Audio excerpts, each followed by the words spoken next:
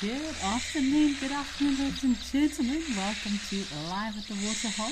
We are starting in Oldonyo over in Kenya, and what a privilege it is to have the secretary bird also with us today. We've got quite an active scene here. We've got giraffe, secretary bird, which I haven't seen for a while, which is always a pleasure to see these incredible and rather unusual looking birds. We've also got in the background some eland as well as a big giraffe bull. What a lovely way to start the show today. So my name is Kerry Dupree and I will be your naturalist host today on Live at the Waterhole. So just a reminder that this is a live and interactive experience. If you're watching, you can use our app or head over to the website. If you want to register and ask any questions, let us know some of the interesting locations you'd like us to check out today. I'm going to be chatting a lot today about what's happening on our current safari locations. You can also scan the QR code on the screen now to send those questions. So you can also head over to X to join in the conversation. Don't forget to use the hashtag @WildEarth. Check at these two tuskers. Oh my goodness. So I know there's a few really big tusker elephant bulls that come down to this watering hole. One of the famous ones being 1 ton. I'm not seeing him here at the moment, and I don't know if this doesn't look like 1 ton, but he does look like quite an impressive tusker that has come down to the watering hole today. So also joining us on our MC team here in Johannesburg, we have Mika as our director, and on the tech team we have Mojaleka, and John will also be joining us later. So yeah, what a great way to start a Thursday afternoon here live at the Waterhole. It's a little bit sunny and hot here in Johannesburg, so I must say I'm a little bit jealous of these elephant bulls coming down to this watering hole and having a good old splish splash in the water. So we've got a few comments coming through. So we've got a comment from Ellie. Thank you for watching, Ellie. I'm glad that you are excited to tune in to Live at the Waterhole with us today. Very privileged to be here and to be able to share this amazing experience with all of our viewers at home and everybody watching today.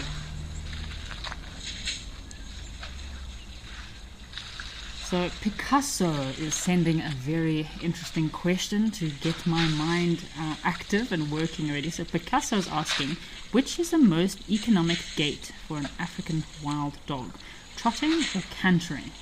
So Picasso, very good question. I thought you were going to ask about elephants, and it's actually interesting that elephants only have 2 gaits. They have a slow walk and a faster walk. They can't actually run, elephants. They can run, but they can't run in a conventional way that we're used to. So they just kind of walk a lot faster than normal. So I wouldn't want to be, I've been charged by elephants a few times, so they do come at you quite quickly. So for wild dogs, they're very well designed in order to be able to keep up a bit of a slow trot for very long periods of time. So they can move over many kilometers whilst hunting and searching for their prey in order to catch the specific desired antelope they're looking for. Kudu, they have to keep up with those kudu antelope. They have a lot of stamina, so that's when wild dogs are very specially designed with hollow bones, very lightweight, their bodies. Average female can weigh between 30 to about 50, 60 kilograms, and maybe a big male is just around 50 to 65, 70 kilograms. So they're very lightweight, specially designed for running across those open plains in order to chase their prey. Catherine, welcome. Glad that you are joining us today. I hope you're not having too miserable weather over in Germany. Wow, we've got lots of comments coming through here. We've got Fuzzy Dunlop joining us. We've got Joanne Mello. We've got Deb Davis. Thank you for joining us, Deb Davis. And yes, this is an incredible sighting. What a great way to start our show today at Live at the Waterhole here in Oldonyo, Kenya. We've also got Mercedes Bean. Thank you for joining us on this chippery Thursday afternoon. And we also have Blizzard King. It's great to see you on the show with us today, Blizzard King. Wow, seems like a busy day today for Live at the Waterhole. Lots of viewers watching today, so great to have you all here watching with us. just have a little bit of a quiet moment. It's quite a busy intro here, so let's just have a bit of a quiet moment just to appreciate these big elephant bulls, watch them splashing themselves, and maybe hear the sound of that water being slurped up and splashed all over their bodies.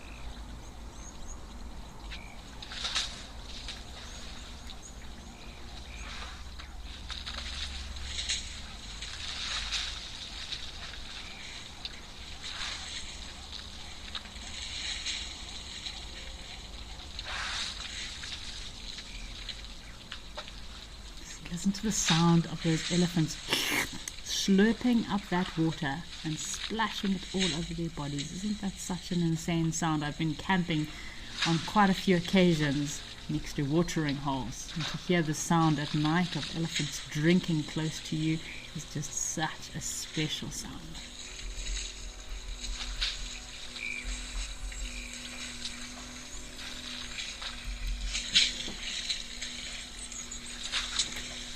So we've got a comment coming through from Lenny. So Lenny said that our big elephant tusker bulls that we had earlier, that was the famous 1-ton elephant super tusker. Thank you for confirming that, Lenny. For some reason I thought his tusks were much bigger the last time I saw him, but when these big elephant bulls congregate at a watering hole like this, there can often be a lot of dominance displayed between them, and they hold their heads up quite high. So maybe he was in a bit of a dominatrix or domineering posture with his head held up a little bit higher. Maybe, yeah, thought his tusks were a lot longer, but lovely to see that 1-ton elephant bull. Apparently he hasn't been seen for a couple of days, so nice to let him, privileged to see him gracing us with his presence today.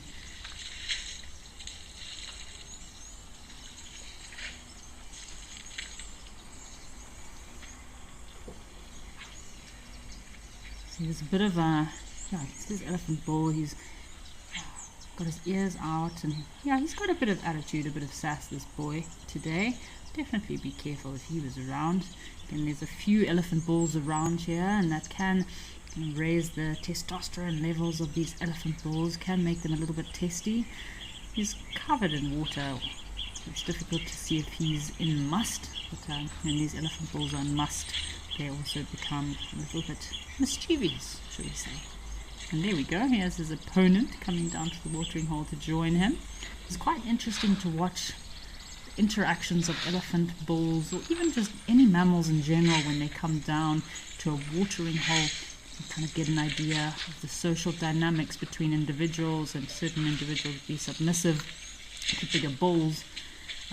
Some bulls might chase other bulls away, so it's very interesting to see the social dynamics that take place at a watering hole.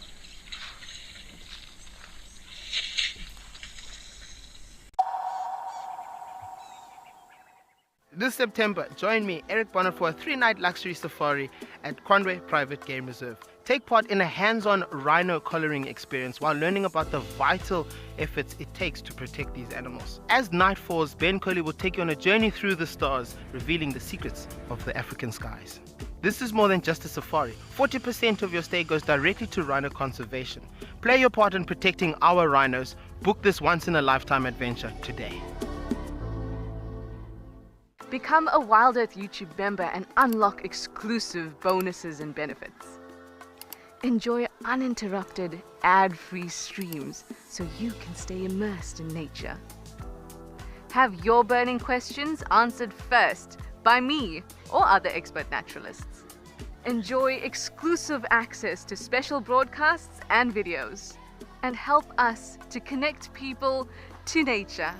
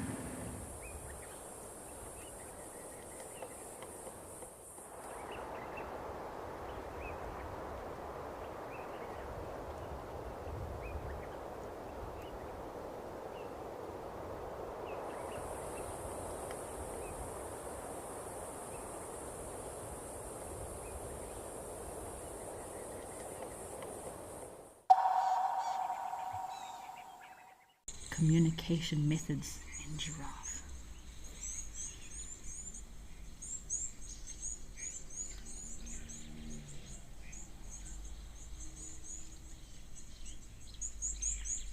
So yeah, not only is there emphasonic sounds that elephants and giraffe communicate between each other, but you also get, obviously you do get physical touch. So there's physical forms of communication between animals, and it's when, for example, elephants, they might use their trunks or tusks to touch each other.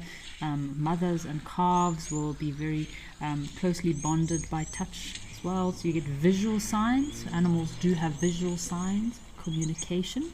The position of the ears, the trunks, their movement, the head shaking we were talking about earlier, holding their heads up high, aggression, submission, curiosity.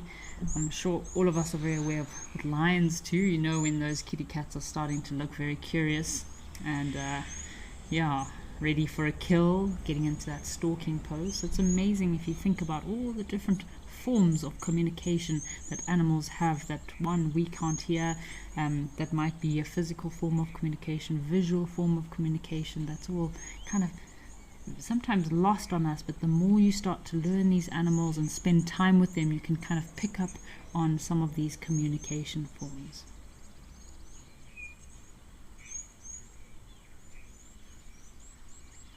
So Ellie, yes, these giraffe, this is a boy, this is a male giraffe, and they are very, very cautious at watering holes. So giraffe, you can see how tall these giraffe are. It's very difficult for them to get down to this watering hole to drink. So they have to be very careful when leaning down or reaching down to drink, because it makes them very vulnerable to predators. So you'll see often with giraffe, they will take their time to get down to a watering hole, take their time to go down for a drink, because that would be an opportune moment for a predator to take a giraffe down as at a watering hole when they are in a bit of a vulnerable position. So an average height of a male giraffe, you're looking at about 3.9 to 5 meters tall. There's one big male in the middle, and then we've got two smaller females. The females on average is again between 3.5 to about 4.7 meters high. So it's one of the largest land mammals. They have the longest tail of all land mammals, the biggest eyes as well. They have beautiful eyes, those giraffes.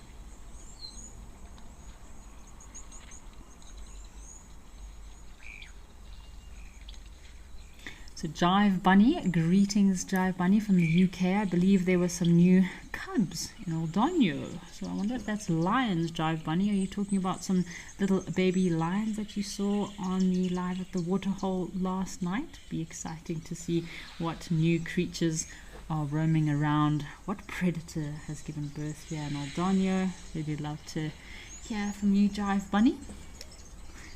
This poor elephant bull's only got one tusk there. So Pat W. So Pat is asking about how elephants and giraffe sleep. So elephants and giraffe, they're a mammal that spend a lot of time moving and feeding.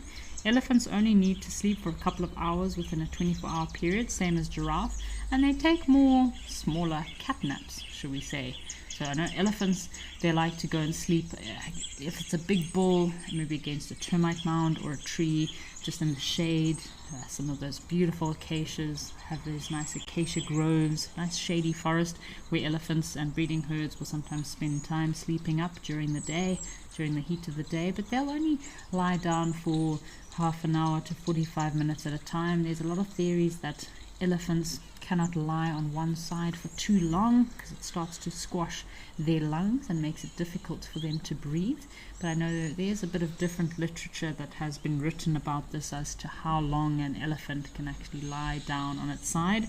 Most of the literature I've read is between 30 to 45 minutes, but I know a friend, an elephant researcher, who got herself stuck next to a sleeping elephant, and she swore that this elephant was snoozing very hard and even snoring next to her for at least an hour and a half. So yeah, I wouldn't say more than that. It's generally an hour, 30 to 45 minutes, maybe an hour.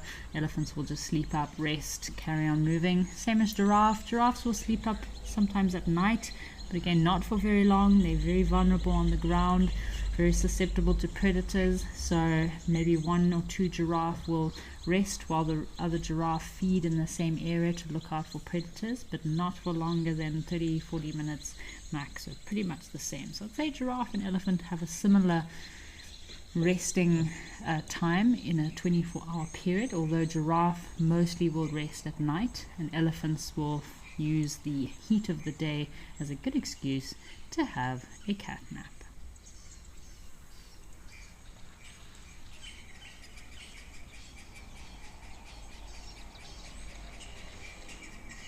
So apparently it was lion cubs that were on the Africam or Donyo stream. So very exciting to see some lion cubs. Maybe if we're lucky, they'll come for a midday drink. There's lots of animals and lots of activity at this watering hole today. So yeah, maybe if it cools down a little bit later, have some lions coming down would be fabulous. So we've also got our wattled starlings that have started flocking back into the watering hole. I haven't seen the wattled starlings for quite some time, so lovely to see them flocking back.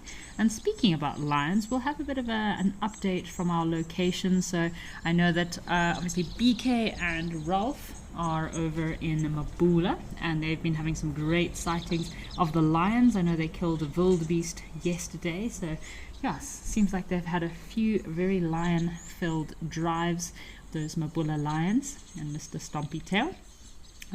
Yeah, so it's been great to see all the activity going on there at Mabula.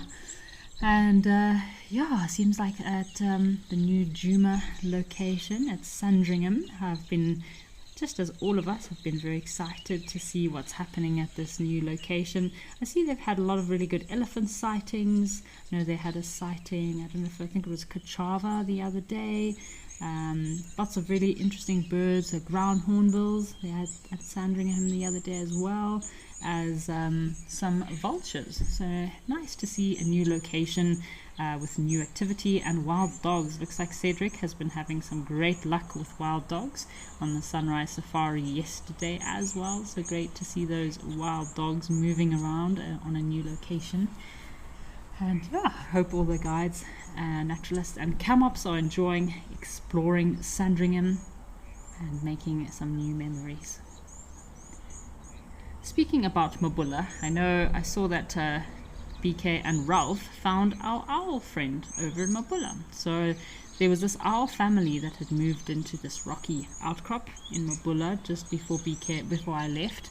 And every night we were seeing at least 3 owls with our one injured wing owl, and we were trying to do a poll to see what our viewers wanted to call this owl. So I'd love to know if anyone has any name suggestions. My name suggestion was Ollie the owl, so if you would like to vote for a name that we can name our little owl friend over in Mabula, please feel free to send those comments.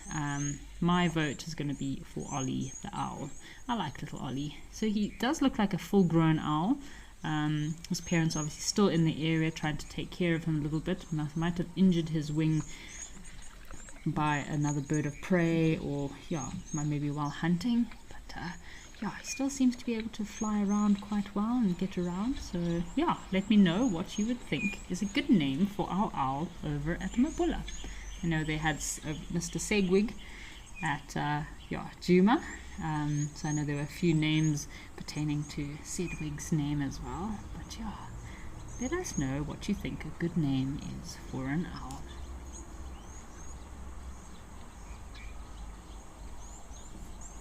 So Bill is sending through some information about, excuse my pronunciation, Kukaleki bringing in her 3 cubs last night. So that was probably here in Oldonyo on this exact camera. Imagine last night there were lions here. She brought in 3 cubs. Thank you so much for that information, Bill. So exciting to just imagine what could have been here, and even better to know what was here not so long ago.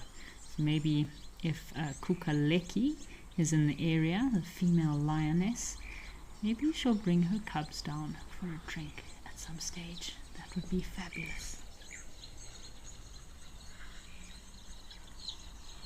It's a lovely Thursday afternoon. Look at these blue skies here in Kenya. Lovely cloud cover. We had quite some drastic storms the last 2 days in Johannesburg. I know Valverfonden is still closed until the 21st of March with all the rains and storms that they've been having there. Over in Mabula, we were down to only being able to access 5% of the roads, which was crazy.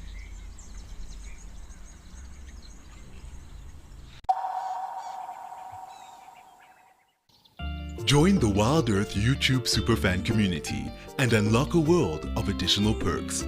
Get exclusive early access or discounts to Wild Earth travel deals. Wear the best bush attire with merchandising discounts. Enjoy an interactive live monthly private safari. Don't miss out on the ultimate fan experience. Join the YouTube superfan community today.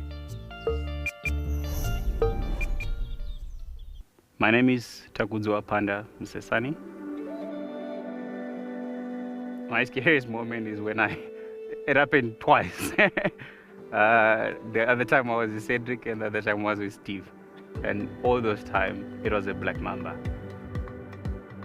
My favorite meal in camp is gonna be burger and chips.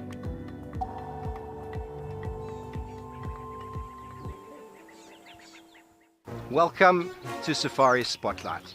We'll be And you pretend like you're a salesman, eh? Got no idea what's going on this reserve.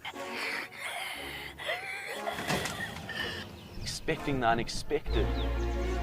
Are we stuck down there? What am I trying to do? So we have another giant of Mabula. That was incredible. This is unbelievable. It's going to be a spectacular afternoon. We are thrilled to announce our new exclusive feature for YouTube members and explorers. Join us live every Tuesday for our sunrise and sunset safaris. Experience Tawny Tuesday like never before with up-close encounters and breathtaking moments. Don't miss out. Become a YouTube member or explorer today and immerse yourself in the heart of the bush. See you Tuesday.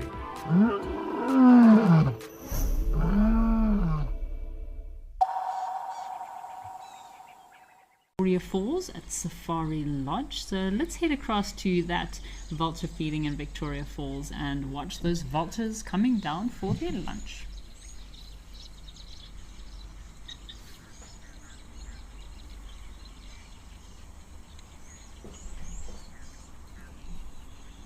Alrighty, so we are here in Victoria Falls Safari Lodge. Wow, it is really lush and green. It just makes my heart really happy.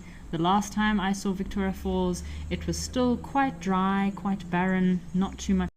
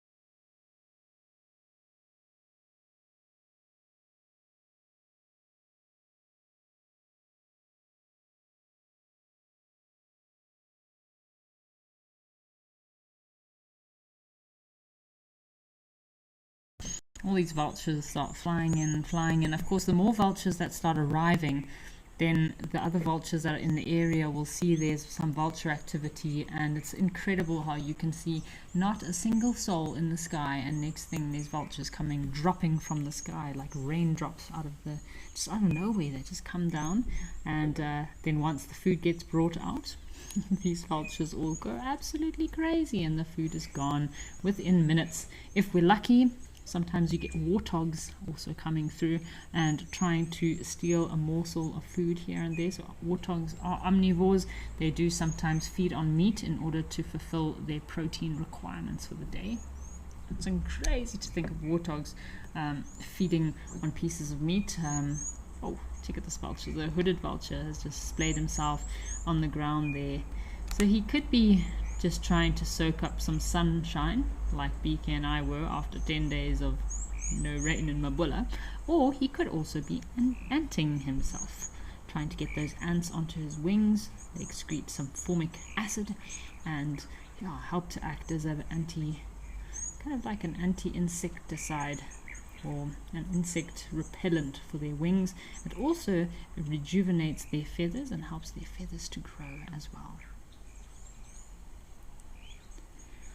So Catherine, yes, I do not recommend the Valverfonden. Is probably not a great time to go to at this time of year. I mean, I think it's the first time some of these reserves have actually had to consider closing, so it's not something that happens often. But yeah, there's been lots of flooding in Valverfonden. I saw Gert and Taylor were in Valverfonden, and they had a lot of excessive rains.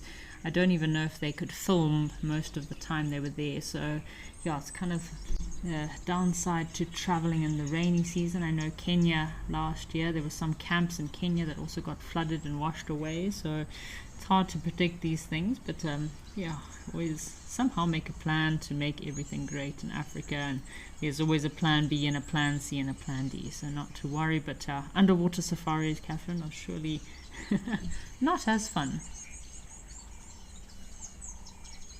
So Bill, yes, Victoria Falls is my old stomping grounds. I still have some family that live in Victoria Falls. My parental unit, so my father does live in Victoria Falls, and some of my siblings.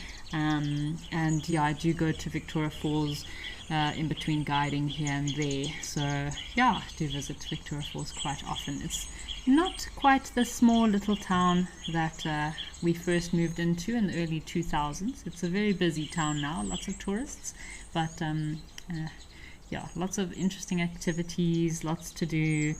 Yeah, nothing is better than having a lovely weekend in the national park in the Zambezi River, just enjoying yourself. So there's still a few little local secret hotspots that are there. You can go down into the gorge and walk in the gorge, which is incredible to just get the full feeling of Victoria Falls, get completely drenched. But yeah, it's a very special place. Very special place to go. If any of our viewers have been to Victoria Falls, I'd love to know what your experience of Victoria Falls is. Those are my two favorite things of Victoria Falls: going into the Zambezi River on a weekend and just watching the day away, and going down into the gorge, seeing some guys bungee jumping. So if you have any viewers today that have been to Victoria Falls, please send through some of your favorite activities. I mean, there's everything in Victoria Falls. You've got bungee jumping, you've got river rafting, you've got book sunset safaris, you've got helicopters, you've got microlights, horse rides, game drives, every single activity you can imagine.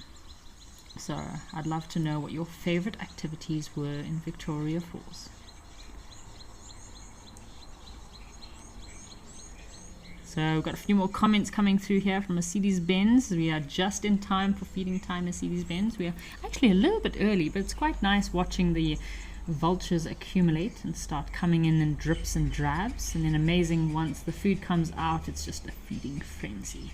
Jive Bunny, we will keep a lookout for some marabou storks. I haven't seen any yet, but this is a good place for marabou storks, and you often have one or two marabou storks that are very well designed in that they have those long legs, so they can just quickly jump in and steal food from the very smaller vultures.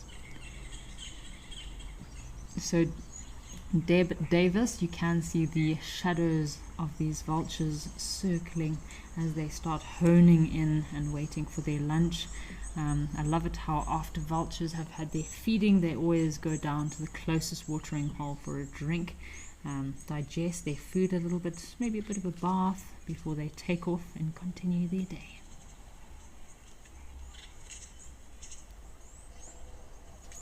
So we've got another name suggestion from Lion 8 for our owl over at Mobula. So the name suggestion is Twitu, the little owlet or eagle.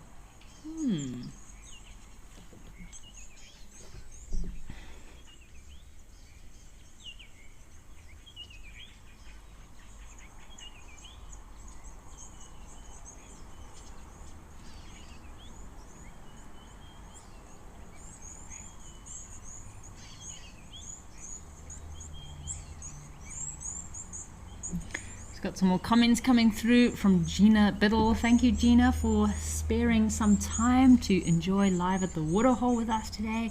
It's been quite an exciting day already, I must say. I think I'm going to sleep quite well tonight. It's like you get those game drives. It's just full of excitement, and you just, wow, after you just so much adrenaline. Yeah, it's very exciting. So we started Old Donio. We had 1 ton came to join us for a very brief sighting. We had a few other big elephant bulls. We had some giraffes. Male giraffe was Flemin Grimace.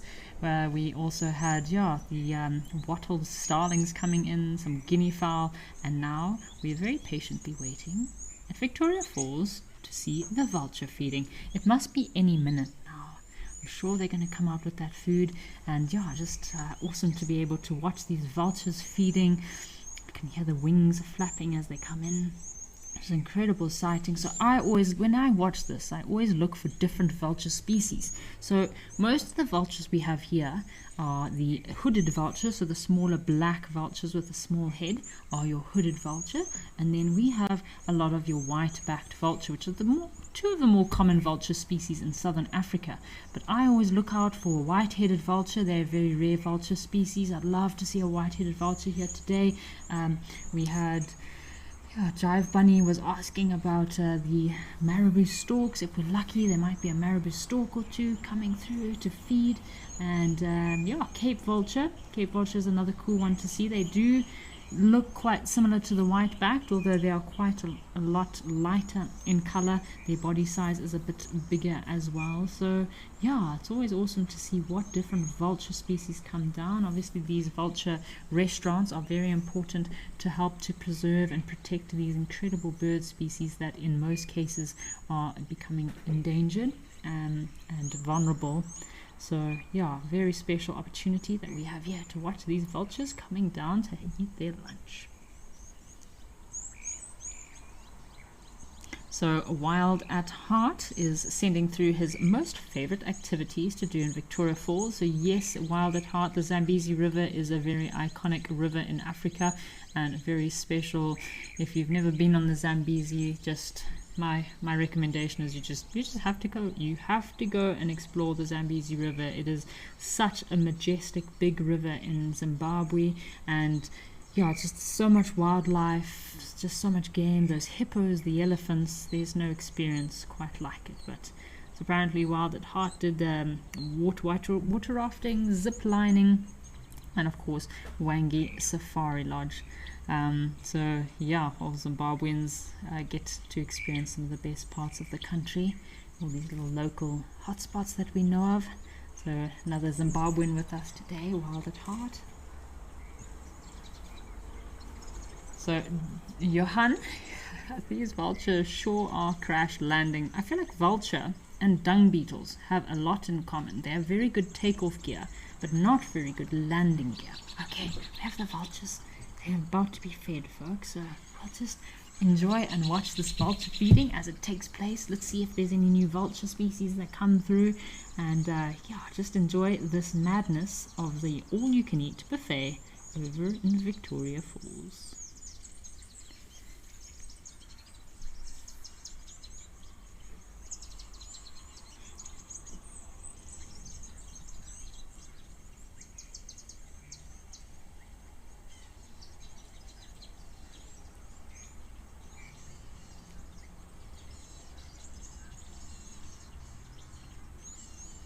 this. That's just crazy. Look at these vultures coming in from every direction. There's a marabou stork also coming in. Ah, wow, check out this.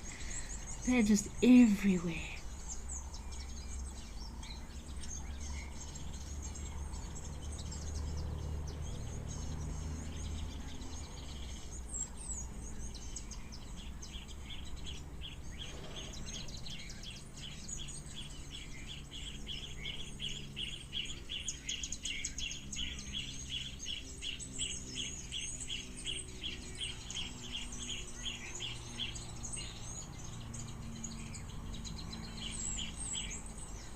What an incredible sighting this is to watch. There must be over 60, 70 different vultures here, between your white-backed vultures, your hooded vultures. Have a look at those marabou storks. They just come and stick their heads in the little, they're almost like scrums. They're like little vulture scrums all over the place. Oh, they're feeding and tearing food from each other. So, yeah, the scavengers, they do have to feed as quickly as they can to get as much food as possible.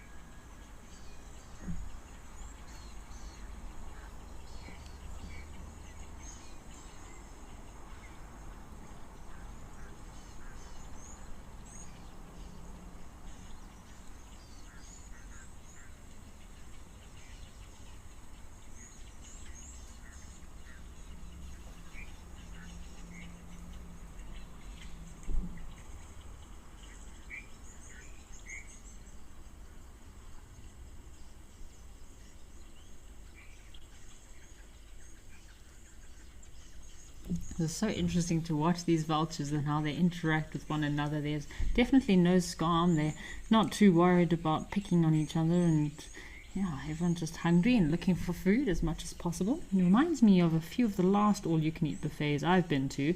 Humans can get like this sometimes as well, although not as aggressive, but yeah, you don't want to stand in between a hungry person and their chocolate mousse, I can tell you that much. So it's just like the same as these vultures. They are all hungry to fight for every little morsel that they can get. Scavenging is their most primary method of feeding, and then these marabou storks just come in and they just steal what they can. They've got quite a big advantage of stealing food because they've got quite a significant height over these smaller vulture species. So how incredible is this, folks? We've got almost 60, 70 different vultures here, all feeding, having their lunch. I love it when they bounce on their back legs, when they open their wings and they bounce on their back legs to kind of like intimidate and threaten other individuals around them. I feel like this is the males that generally use this behavior. It's an intimidation technique.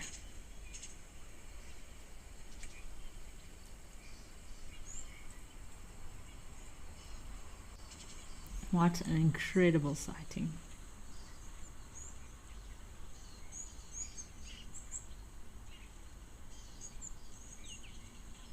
So Jive Bunny, these are very incredible vultures. I heard about your endangered southern bearded vulture. I'd love to know, Jive Bunny, where it is that you had access to watch this bearded vulture with her chick fledging. And yeah, bearded vultures, another very rare vulture species, very much endangered. You do get the bearded vultures up in the mountains in the Drakensberg, so very cool. I had some amazing sightings of those bearded vultures in the Drakensberg, and I would definitely recommend, if anyone is interested, to go and watch a vulture feeding. The Golden Gates National Park in the Drakensberg, they have a vulture hide where they specifically feed the bearded vultures.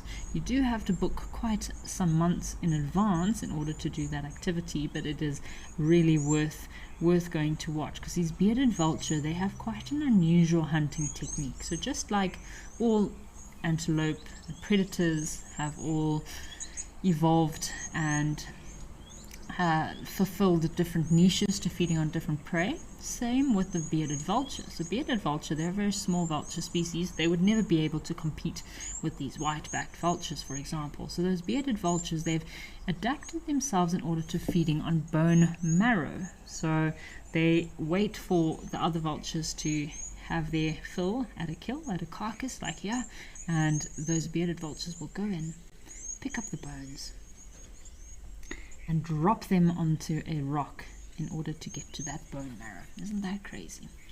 Alrighty folks, well let's head across to Tau and see what's happening at one of our other locations in Madikwe.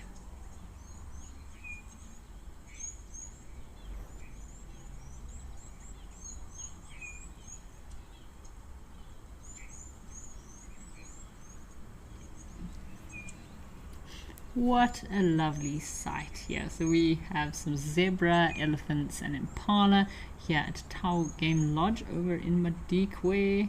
It looks like this pan has filled up quite a lot since the last time I saw this watering hole. And this watering hole was almost completely dried up in some areas. We had quite a few zebra getting stuck in this mud a couple of months ago. They had to pull that little baby zebra out.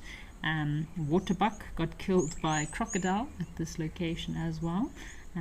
So yeah, good to see that there's been lots of rainfall here in Madikwe. It's looking lovely and green, lush and green, lots of grass, lots of water to go around. So we had some comments. I was just catching up on some comments from our Victoria Falls. So one comment from Raw mentioned about how you and your husband went on a white water rafting trip in the early 90s down the Zambezi, and I can definitely agree with you there that that is a trip of a lifetime. It's nothing better than canoeing, white water rafting, or even just going on the lovely sunset cruise on the mighty Zambezi River. So Jinli, glad you are watching with us today live at the waterhole. It is a lovely day at all of our locations. It's nice to see sunshine and yeah, not so much rain. I think maybe in December I had a few days. Oh, sorry folks, got a little bit of a disturbance on our camera here. Oh, there we go. Okay, maybe a bird or a monkey or something dislodged the camera. That does happen quite often. So Jinli, yeah, it's a lovely, thank you for sending through that comment. Gina Biddle, how often do these, is asking how often these vultures feed. So they feed those vultures once a day. And I know a lot of people, it's normally at 1 o'clock or well, a few minutes past 1.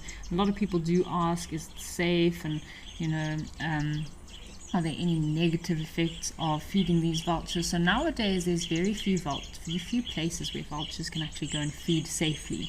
So this place is a very special location that they feed the vultures, and it does help to give them food that is safe for them to feed on, and also to keep a bit of a tally and a count on the vultures.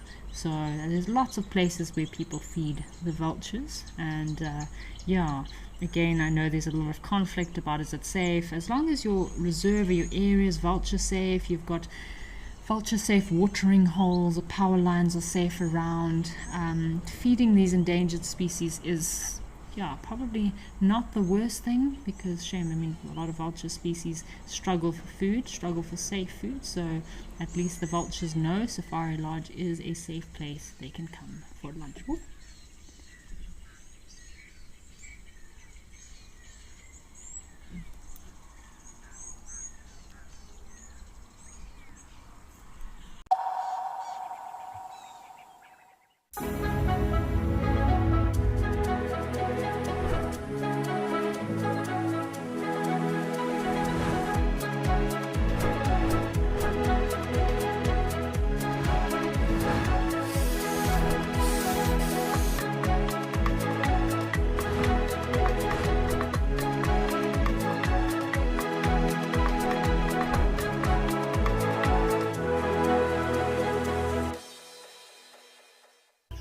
South Africa's wild places are closer than you think, because Federal Airlines brings them to you.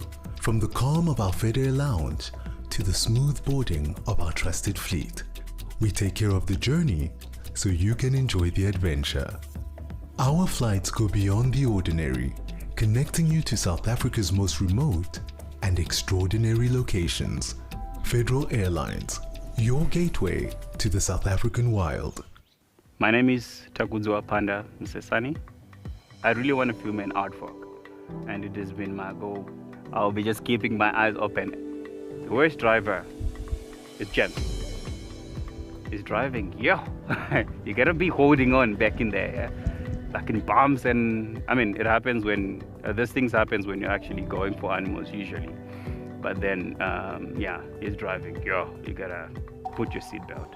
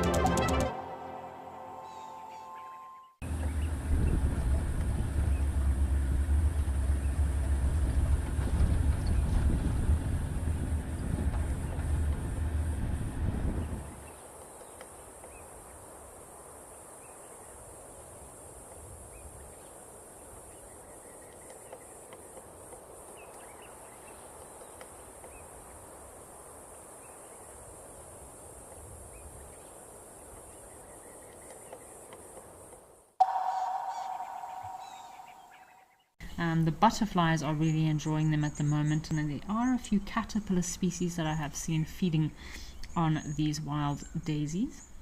But other than that, I don't know too much else that feeds on these yellow flowers. It's the cosmos season as well, and seeing as we're talking about the Drakensberg, that's one of my favorite picturesque moments in the Drakensberg, is driving on those muddy dirt roads up into the mountains, and the sides of the roads are littered with pink and purple cosmos.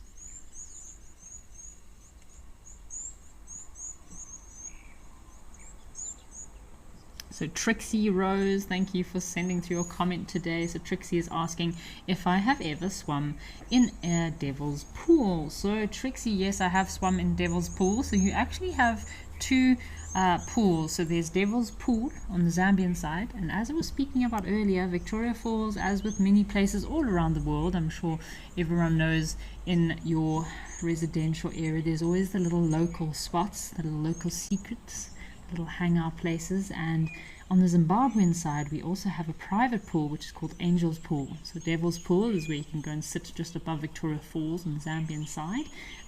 You have safety harnesses on, and there's cables and guys there to protect you. Angel's Pool is a little bit different, a little bit more risky, and again only a very few people are able to get there. You have to take a speedboat all the way to about 100 meters above the Victoria Falls. You have to cross in front of the falls less than 100 meters, so if you have boat failure, you don't have much chance of surviving the rest of that day.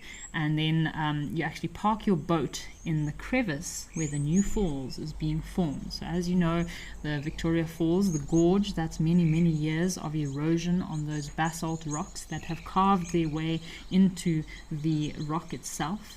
So you get to see the new formation of the new Victoria Falls, and then of course you have to walk to the little pool. So there's no bungee cords or no safety harnesses on the Angel's Pool in the Zimbabwean side though, and as I said, it's a bit of a risky place to go, so I had to take a very professional Zimbabwean guide with us to get there. So, but definitely another activity I would highly recommend is Devil's Pool, another very popular activity in Zimbabwe or Victoria Falls. Also don't forget to book way in advance, it's normally quite fully booked. There's lots of zebra here, lots of commotion when you get all these different harems together all at once. Wonder if any of our crocodiles are around today. I haven't seen our crocodiles here at Tau for quite some time. I know during this time of the year when the banks are all flooded, it's quite difficult for the crocodiles to find nice sun basking banks. So we've got Trixie, thanks for your comment about our name for our owl friend. Trixie is suggesting that we should call our owl Wowly. Oh, that's quite an interesting name, Trixie. Thank you for your name suggestion. We are our crocodiles. So many impala there. All of these antelope are here. They're really enjoying this fresh green grass. It's crazy to think a few months ago this area on the other side of the water here, these banks were just completely barren, sandy, nothing there, just sand and rocks. I think I remember one of our viewers commented on an owl family that we should call this new owl family at Mabula the Wiggets instead of the Segwig, his family in Juma. They suggested we should call them the Wiggets. Yeah, some very interesting names coming up here. Alright, so we are on a crocodile searching mission.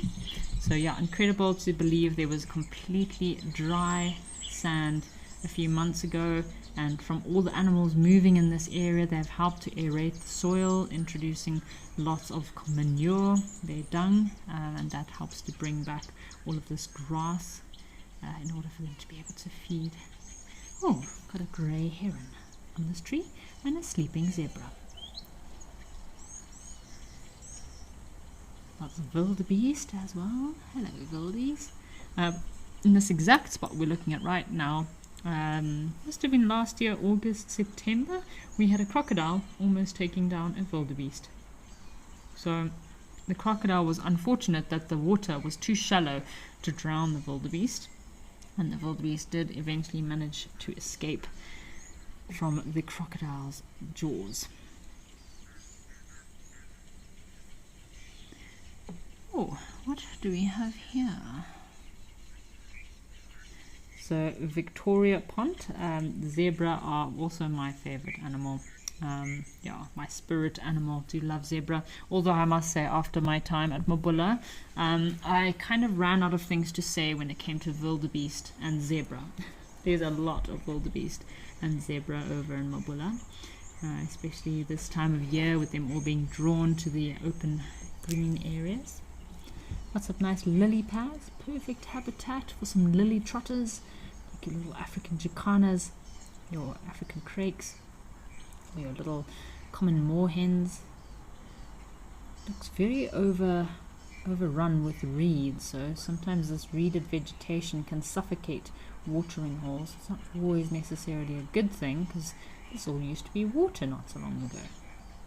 It does make for amazing food, so in dry season this reeded area was very much fed on by baboons, waterbuck, impala, but now it seems to be taking over quite a bit. So just like your water hyacinths, you do get these invasive aquatic plant species that are invasive and do take over your water sources, and they can deoxygenate the water.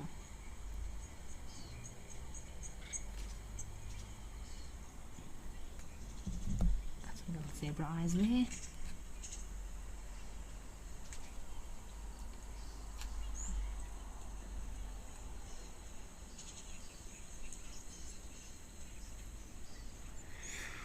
Alrighty, well, let's head over to Lintore and see what birds we can find.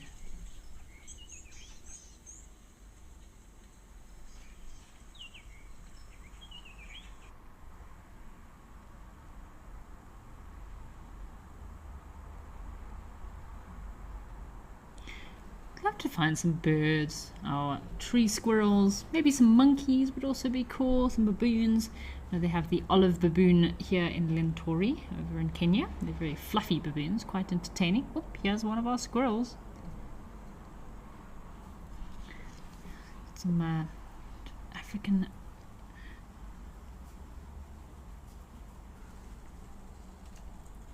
lots of fire finches or African finches. I'm trying to remember all the names of these Kenyan birds. I'm not too familiar of any of these, all of these Kenyan birds, but I think it's the African fire finch. Let's have a look in the book. We could have some Aquilia. I know the red-billed Aquilia do like to come down here as well.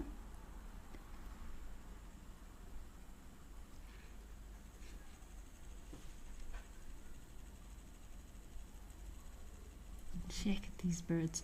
Lovely spot for them to come down in the afternoons. Nice protection. So they'll generally come down to a watering hole to feed in areas that are quite thick, that have nice thorny cover or thorny vegetation.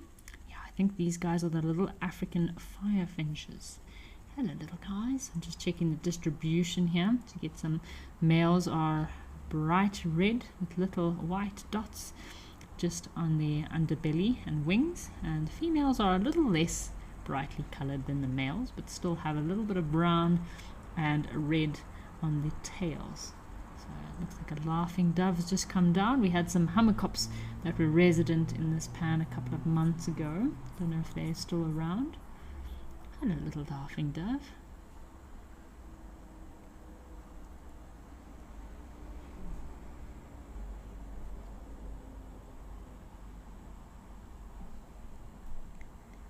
To be careful of these bigger birds of prey like your shikras, your sparrowhawks. They'd love to come down and snack on a little 5-inch.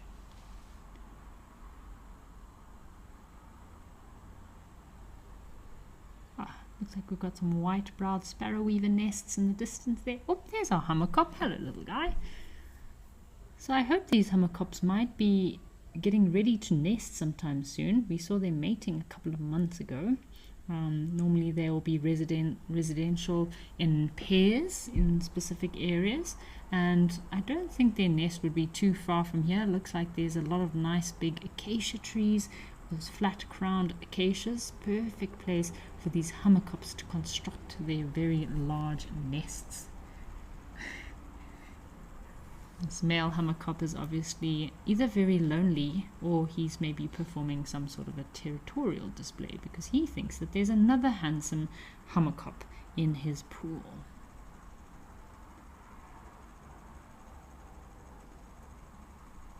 So Ellie, these were lovely African 5-inch. Those males are very pretty, lovely bright red color.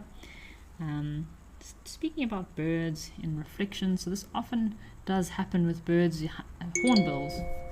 Hornbills are the worst. Hornbills love to tap away at the your side mirrors. At Mabula, it's very bad. The southern ground hornbills destroyed our game viewers' side windows.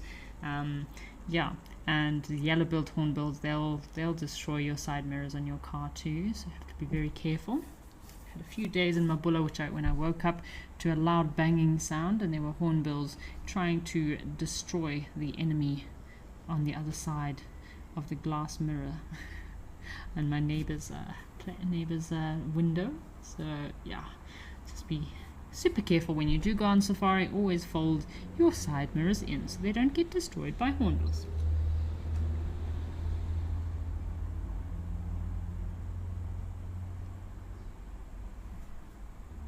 Just having a look to see what other birds are out there today.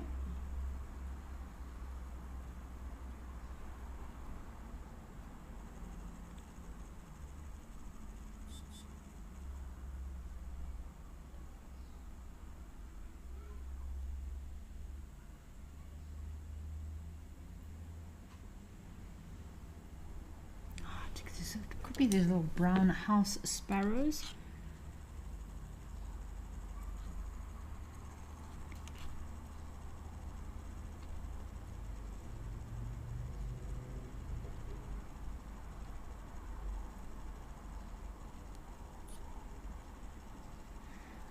These squirrels are always quite busy at this location too. I always imagine caracals would be a perfect place for caracal to also come down for a nice mid-morning drink.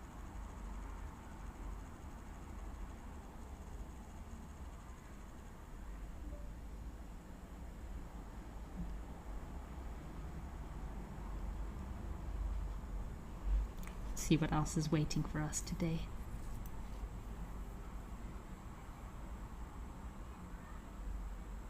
So thank you Penelope Kenyon for joining us today. Glad you managed to get home early from school so you can watch live at the waterhole. I think I would also bunk school to come home and watch live at the waterhole, I must say.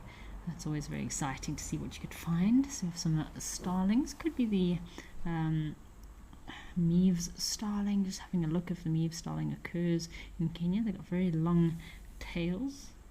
Hey, beautiful birds. This is a very good tree for the baboons. The baboons love hanging out in this tree.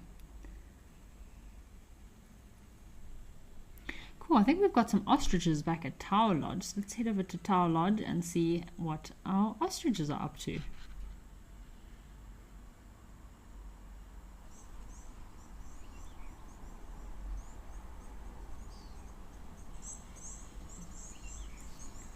look. Okay, ostriches. I haven't seen ostriches at Tau before. This will be quite a cool sighting.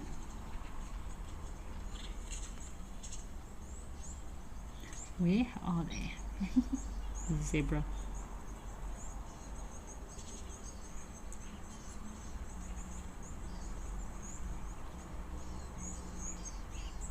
Whoa, check at this. Two beautiful male, or should I say handsome, male ostriches. This is a perfect habitat for ostriches, but in a lot of game reserves, they're one of the first things that gets eaten by predators. They can be quite an easy prey species to take down. I know of cheetah, leopards, and lions all taking down ostriches with quite ease, although you don't want to get on the other side of that nasty kick. These are males, so the males are very dark in color, so black and white. The females' feathers are mostly brown and white, so two very impressive males coming down for a drink. So we had a Join Wild Earth Travel on a unique nature adventure in the Greater Kruger Park. Legendary master tracker Renius Mhlongo leads a 4-day animal tracking experience in the Sabi Sand Nature Reserve. This experience offers a life-changing chance to track Africa's iconic animals on foot with a master of his craft. Renius is joined by Wild Earth presenter and expert storyteller Amy Krantz, and together they will connect you to Africa's wild heart. Every guide in Africa has been on an endless quest for the ultimate bush wear. Until now. Rugged Wear has a huge range of amazing bush gear for every wild situation. In the midday heat, those chilly winter mornings, in the storms of summer. Rugged Wear has the bush kit for every wild occasion. Locally made in South Africa, crafted with precision, stitched with quality.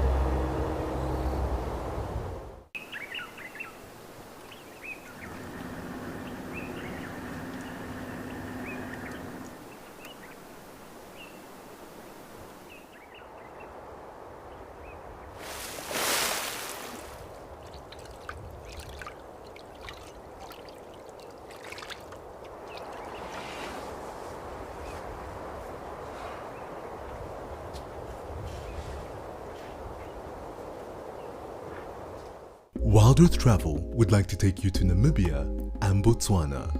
Drift over the desert in a hot air balloon, then glide through the lush Okavango Delta in a dugout canoe. This extraordinary journey blends dramatic landscapes with outdoor adventures and unparalleled wildlife encounters. Discover Africa like never before. Book now with Wild Earth Travel, where Africa comes alive.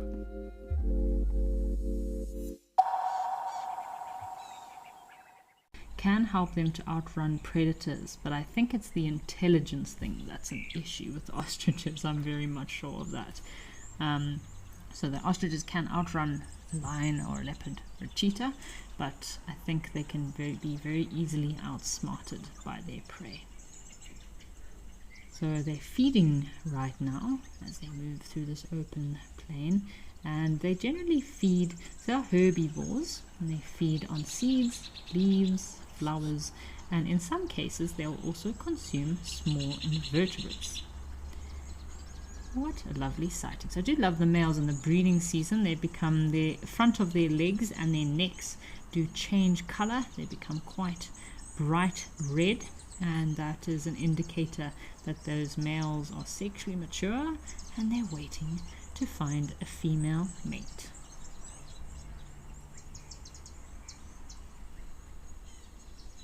They're busy feeding on the seeds. Perfect time of the year for them to feed in these nice areas on all of these seeds. Lots of food for them.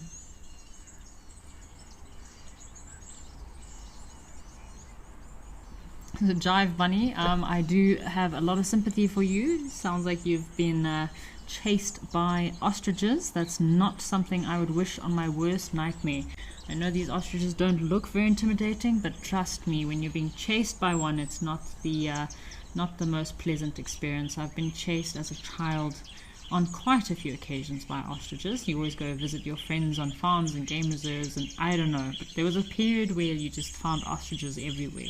And yeah, I can remember as a child being completely petrified of these ostriches. So it's traumatized me as well, Jive Bunny.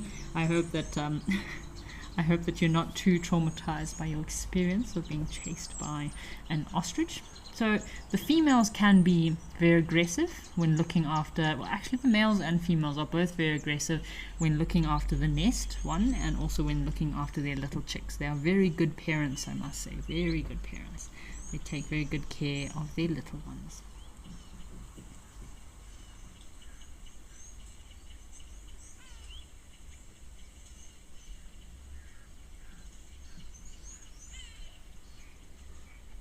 So Picasso is asking quite an unusual question about albatross. I'm not very familiar with albatross, Picasso, but apparently, so Picasso is asking, albatrosses apparently have a very long gestation period, which is said that it's quite a long time. So the classification of this long period or calcification of this long period could contribute towards the shell. So Picasso, a lot of these big birds of prey, ground hornbills are another one, for example. A ground hornbill can only start breeding at about 4 to 5 years of age is when a female will start having her first clutch. And with a lot of these bigger birds of prey, it can be quite a lot of different factors. So obviously their age, they need to sexually mature before they are able to lay eggs. That can be one factor of their the longevity of these birds and why they take so long to nest. Also, obviously, the eggs are a lot bigger, so they need a lot more calcium, so it can take a longer time to produce these eggs as well. And in a lot of these bigger bird species, I mean, ostriches are kind of breaking the rule here, but I think there'd be the one exception to the rule. Ostriches can have anything between 12 to 18 eggs at one time, whereas your bigger birds of prey, like your albatross, I think it's generally between 1 to 3 eggs. Same as your hornbills. And southern ground hornbills, it's generally 2 eggs. Same with your shoebill stork. They'll just have 1 extra egg as it's a bit of an insurance policy in case one of the chicks doesn't survive. And in a lot of these bigger birds, their chicks end up practicing a behavior which is known as siblicide, which a sibling or the one chick which is older will end up killing the younger chick. So yeah, again, it's always survival of the fittest out here. So it's a bit unfortunate, but it's the way of surviving in these larger birds.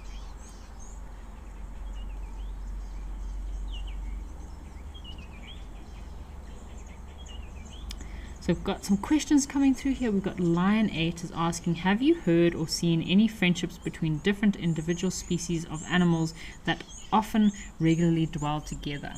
So yes. Oh, we've got a waterbuck there. Hello. How lovely.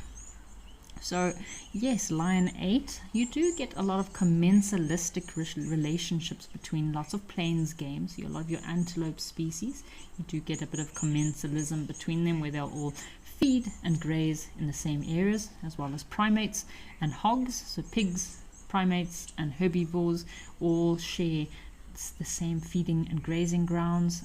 They can help to alert each other if predators are around, so that can be a beneficial relationship for all of these species to feed in the same area to help detect predators earlier. But unusual relationships, not necessarily, but it does happen from time to time. I know most of them in cases where people have adopted orphaned species, where you have very strange relationships between baboons and warthogs and hyenas. And I know on a reserve I grew up on, there was an orphaned rhino that became best friends with an orphaned hyena and an orphaned warthog. So there's can be very strange relationships, but in the wild, generally, if it's a predator and prey, if you can eat or if you're competition, then there's not normally a purpose for a relationship there.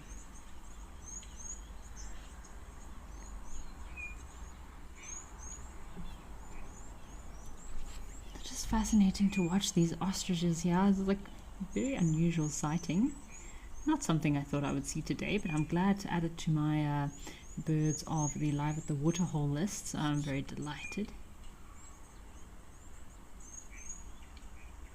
So we got some interesting questions about our rather interesting birds.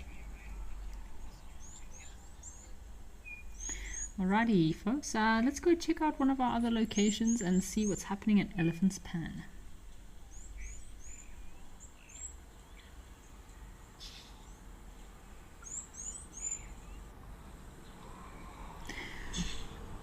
So welcome to Elephant's Pan, folks. If you're a bit confused with the name, do not fret. Yes, this is Hyena Pan. The name has recently changed to Elephant's Pan. I did like the Hyena Pan name, but I think Elephant's Pan is also quite fitting because there are a lot of elephants that do frequent this pan. It is completely flooded. I think some of the rims, so the rims are just off to the right, or just off to the eastern side of this pan, and I'm pretty sure some of those rims must have a little bit of water quite close to the rims there, because the rims are just close by to this watering hole. It's crazy how much rain they have had. This big old boy just coming to have a good drink. And I always keep my eyes peeled at this watering hole, because even in the midday I've seen hyenas lying in the shade of the trees here on the other side of this watering hole. So Mindy is asking about ostriches and if they ever flew or did they ever evolve from a smaller bird that did fly. So yes, apparently ostriches have ancestors that could fly at one stage. So ostriches used to belong to a group of flightless birds called the ratatetes, which also includes emus, cassowary, and kiwis. So these birds share a common ancestor that once did have the ability to fly.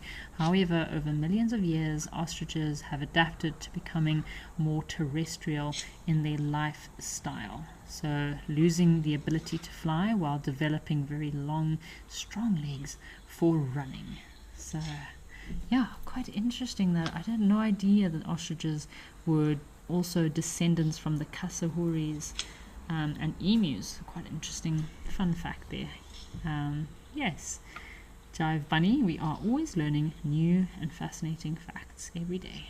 I think the day you stop learning, I think that's the day life must become quite boring. There's so much to learn out here. Let's check at this flooded Mopani forest. It's incredible that these Mopani trees can sustain drought periods where they don't receive water for 9 months of the year, and then they can also sustain being completely flooded and underwater. Isn't that incredible? So we're just having a pan to look and see if we can find any hyenas. Sometimes there's hyenas lying up in the shades of this tree. Hyena Pan or Elephant Pan is one of my favorite locations in Botswana. I'm dying to go on safari here again. It is a special place. Definitely very well located. Lovely pan watering hole in front, close to Moremi Private Game Reserve, where you can get incredible lion sightings, wild dog sightings. Yeah, the lech we are incredible, the birding. I think I saw wattled cranes for the first time, not too far from Elephant Pan, so that was also very special.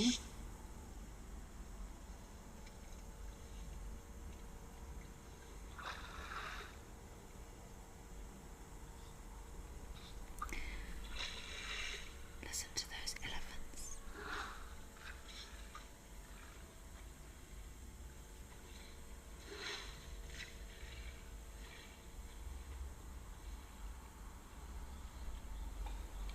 So Jive Bunny is sending some interesting information about our southern bearded vultures, which we've been chattering about quite a lot today. So the one that was on the camera, the Nestflix camera.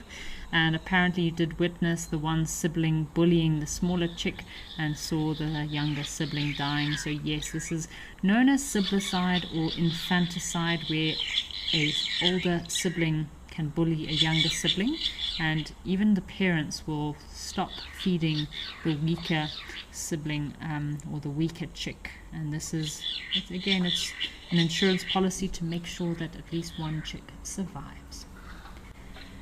Very interesting conversations about these vultures here. And Lucy is asking about ostriches. So yes, Lucy, ostriches do feed on insects from time to time, but mostly they'll feed on leaves and seeds. Why don't we have a bit of a quiet moment here, folks, just to enjoy these elephants coming down for a drink. There's a little breeding herd of elephants that have come down here to Elephant Pan to have a nice midday drink in this blistering heat.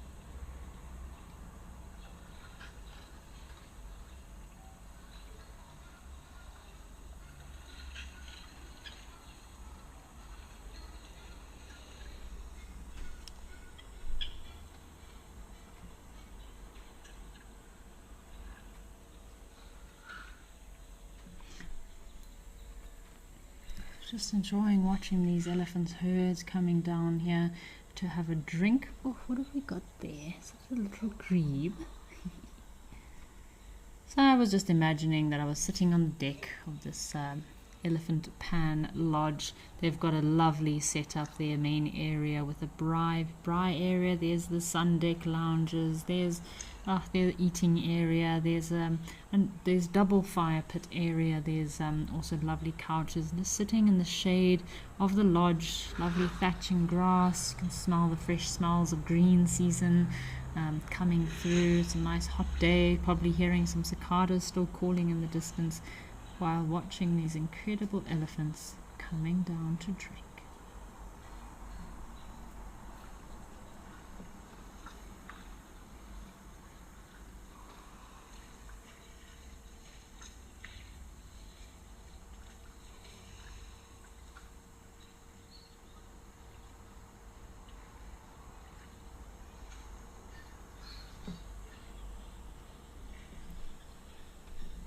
Just got another comment from Jive Bunny.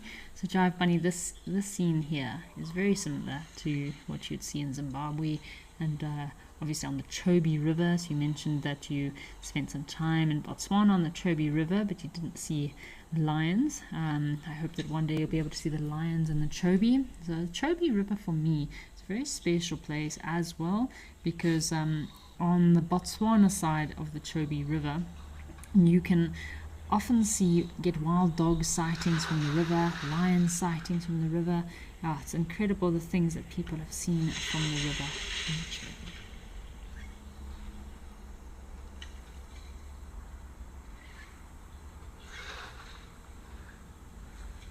That female elephant giving a bit of a snort, nice long slurp. Maybe drinking up some water. Well, that's definitely a Thursday afternoon sign now. Maybe we'll have an elephant pool party. It looks like quite a warm day.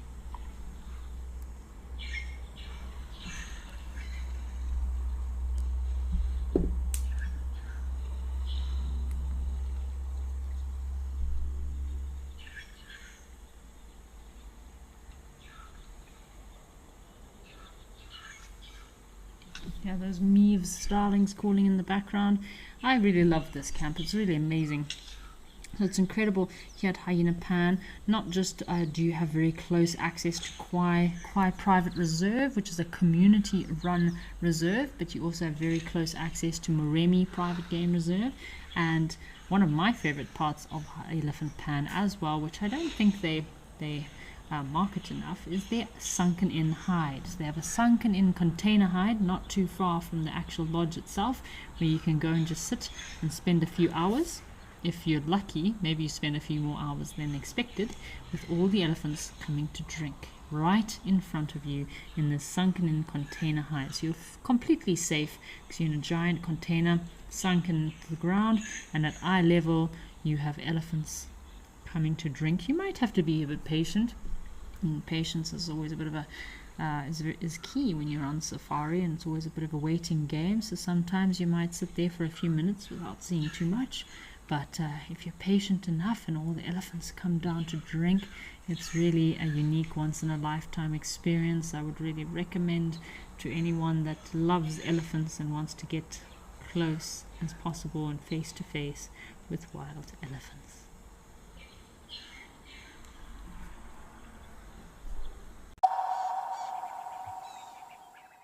We love all creatures in the African bush, from the biggest to the smallest, including the tiny little insects and arthropods. But some of them are not as charming as we'd like them to be.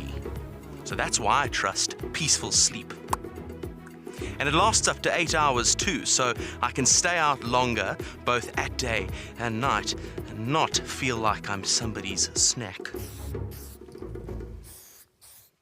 The Wild Earth Impact Foundation is a non-profit that uses the power of wildlife storytelling as a force for good. We create sustainable development projects that showcase conservation stories, empower people, and inspire environmental action. As a registered South African PBO, you can make a tax-deductible donation to the Wild Earth Impact Foundation. To find out more, visit our website. My full name is Maxine Gaines. Most people that know me really well call me Max. I'm a mum. I have 2 boys. One is 16 years old and one is 14 years old. I'm a very, very proud mama of my 2 boys. I've just always been passionate about leopards. I'm passionate about their conservation. I'm just passionate about everything to do with leopards. I love them.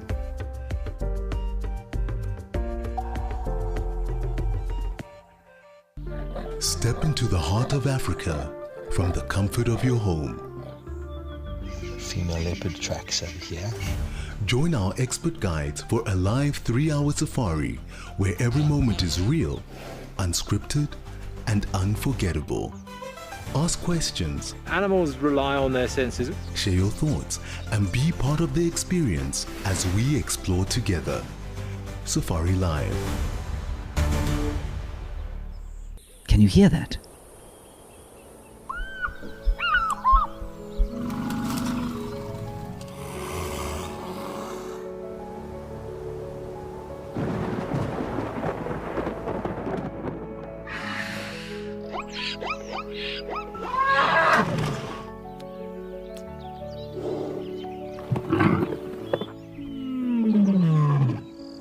The wild is calling.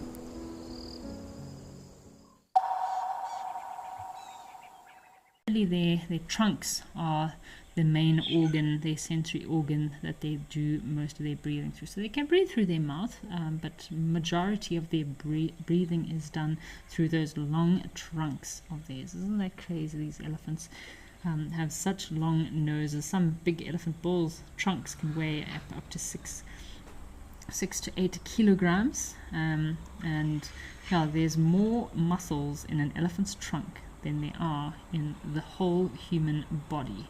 Isn't that crazy? So there's about 600 different muscle groups within a human body, and elephants' trunks have thousands of little muscle groups, so it's pretty incredible. I've still got our big elephant bull. He's got some little baby Egyptian geese. Hello guys, little goslings here, how cute. It's a little bit late in the year for them to be having their chicks, but they could have prolonged their nesting period because of the rains. That's a lot of little goslings. Let's try and count how many we have here.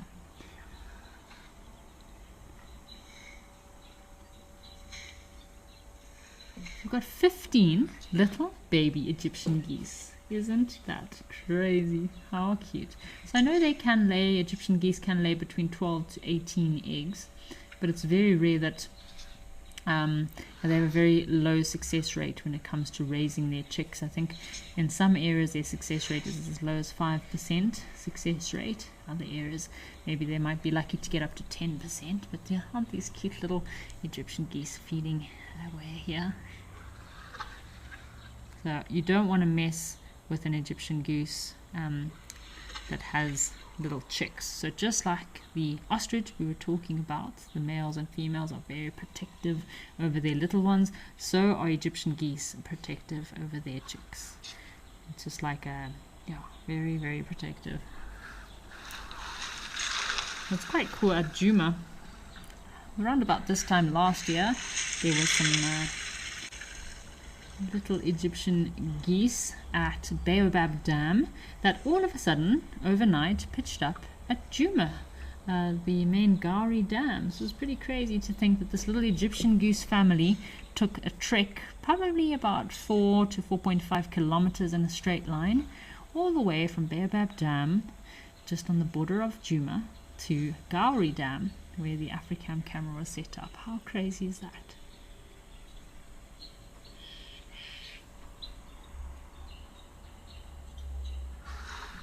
So wild at heart, yes, wild at heart. If you know of, I've never been in the hide at the Safari Lodge. Unfortunately, the most time I've spent in front of Safari Lodge has been on horseback, and of course our horseback safaris have to give a bit of a wide girth. We can't go in front of the lodge there. But wild at heart, if you know of Stoffie's Pan down in the southern part of Wangi National Park, close to the Mvelo camps, there's a pan there named Stoffie's Pan. It is the exact same design, so I wouldn't be surprised if it's the same as the hide in front of Safari Lodge in Wangi National Park. So it's just I think it's a 20-foot container that is just sunk into the ground, and then they have these awnings that open up, or these the little opening viewpoints that open up so that you can have a view of the elephants. Got a Mopani tree squirrel chirping away. He's either trying to impress a female or deter another male from his territory.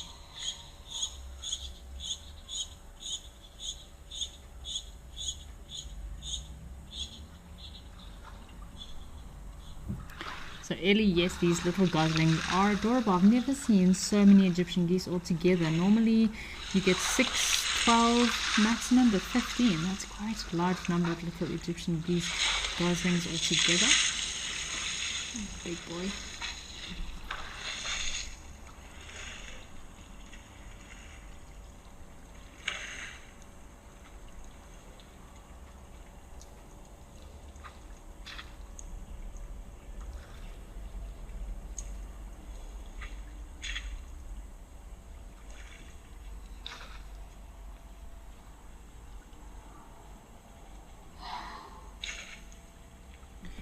Having a look at the updates from our locations, and seems like Steve is with Morgan in Amakhala. Just having a look at some of the updates over in Amakhala. Seems like they've had some really good rhino sightings and some jackal, and looks like they've also been seeing their own ostriches.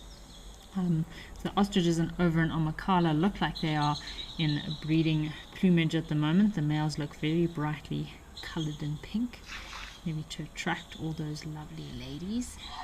All the best, Steve and Morgan, Amakhala, and to the Juma team, or the team over in Sandringham, and the guys in Mabula. I hope their live safaris are going well. So check out this elephant bull.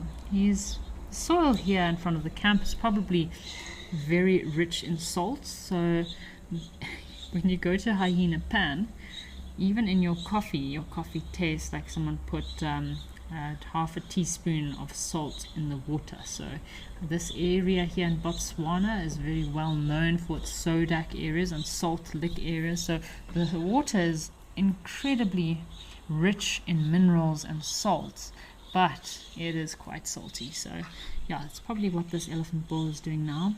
You see he's disturbing the soil with his foot and using his trunk to scoop up some of that soil there so that he can maybe fulfill his salt requirements for the day. So a lot of elephants do need to have a lot of salt. They dehydrate quite quickly in the sun. So the salt, minerals in the soil does help to replenish those sodium and mineral levels that they are lacking in their diet.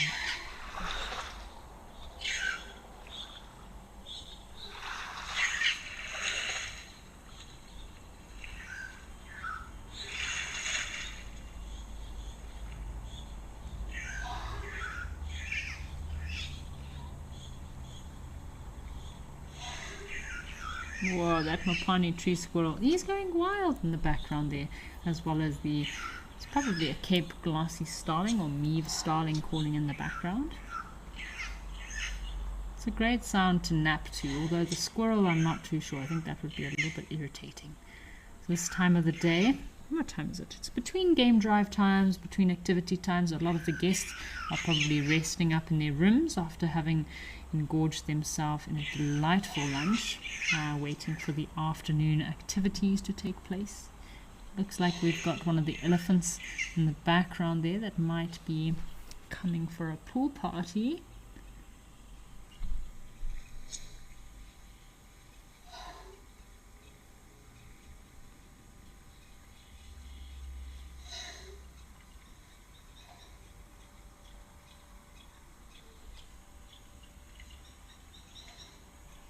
A lot of these Mopani trees perfect for hornbills to nest.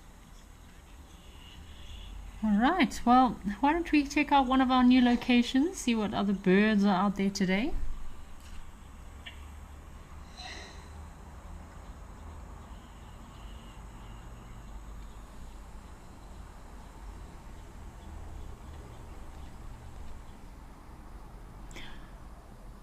Wow, folks, so we are here in Wangi Safari Lodge, Zimbabwe, and I'm super excited because this is another one of my stomping grounds. In fact, Wangi has been more of a stomping grounds for me than Victoria Falls as of late. The last couple of years, I think I've spent more time in this incredible location than I have in Victoria Falls. And we have some marabou storks and some crowned cranes. What a beautiful sighting. So these cranes are migratory birds, and you only see them at this time of the year during the rainy season. And yeah, so Wangi is incredible this time of year for birding. The dry season is a lot more famously known for the elephants, a lot of elephant sightings and your lions and plains game. This time of year can be a bit thick to see too much wildlife, but the birding in Wangi National Park in Zimbabwe this time of the year is absolutely incredible. And this watering hole always, and when I say always, I mean always, has at least a few marabou storks. They've got a lot of nesting areas around this pan, a lot of the trees just above this, opposite this pan that they like to roost up on. Shame this poor marabou here looks like he's got a bit of an injured foot. So yeah, we were just talking about Wangi Safari Lodge, and I do a lot of horseback safaris in this area. Again, we keep quite a wide berth around this pan because obviously it is right in front of the Wangi Safari Lodge itself.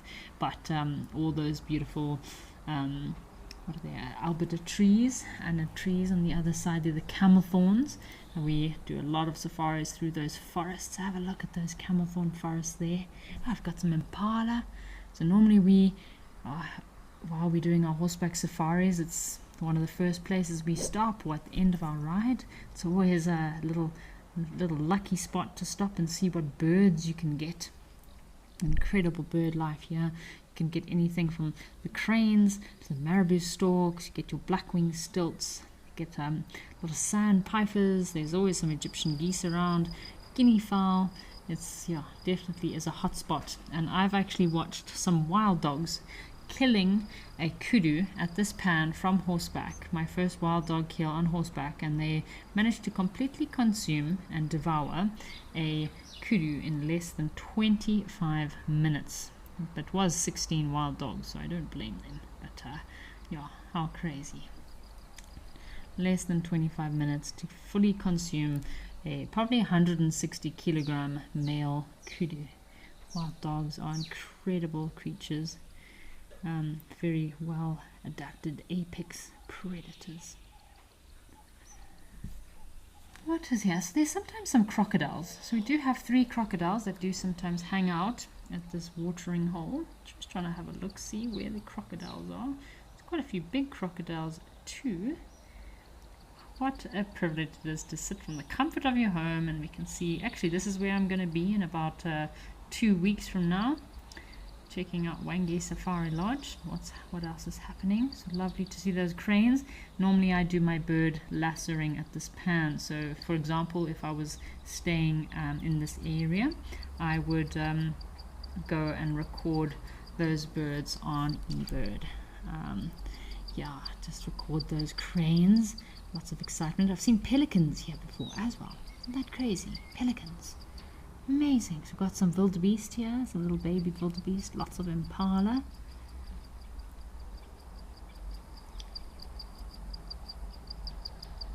Very, very special place. I knew there was a camera that was set up here. Alrighty folks, let's head back across to Tembe and see what else is waiting for us there.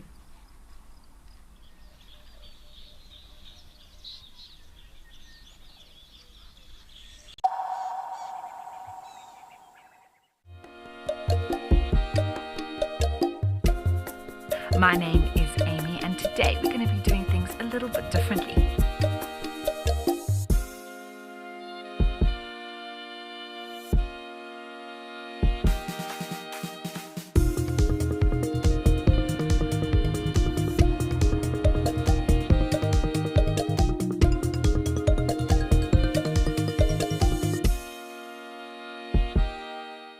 Become a Wild Earth YouTube member today and unlock extras and bonuses, like ad-free streams so you can stay immersed in your safari without any interruption.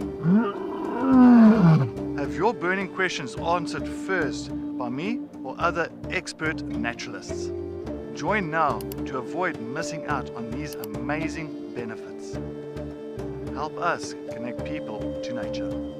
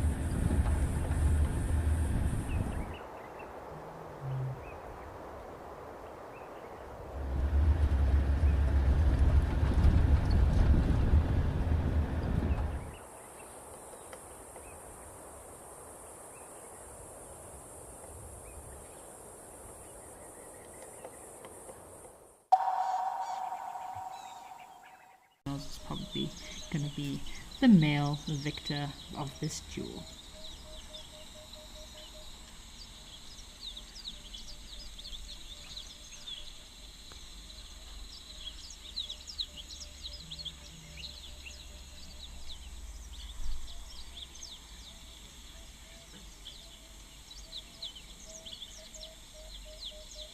So Mindy's asking a question. I was speaking about horseback safaris earlier. So I've done a lot of horseback safaris in South Africa, Zimbabwe and Botswana. And Mindy's asking if horses ever get spooked while on safari. And yes, horses, just like all wild animals, they do get spooked from time to time.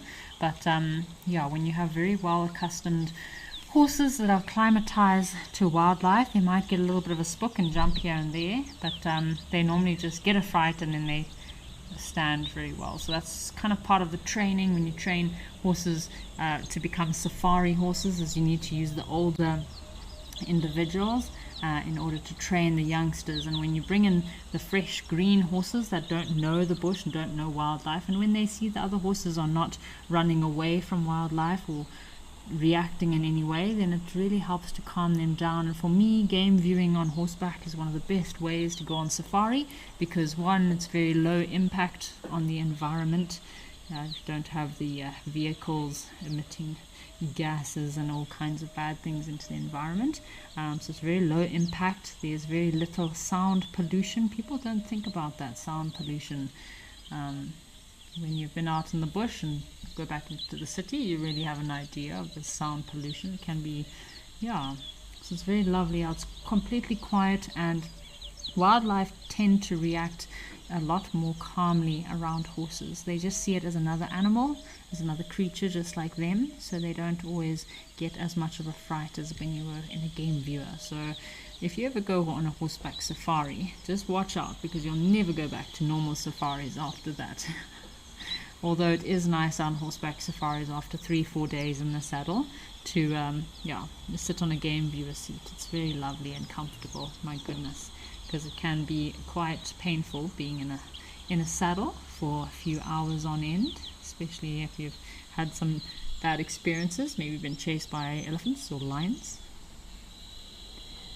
This Nyala, I don't quite know what game he's playing at here. I feel like he's not the victor. I feel like he didn't win this duel, but he's still hanging around for another opportunity to win over the affection of these ladies, maybe.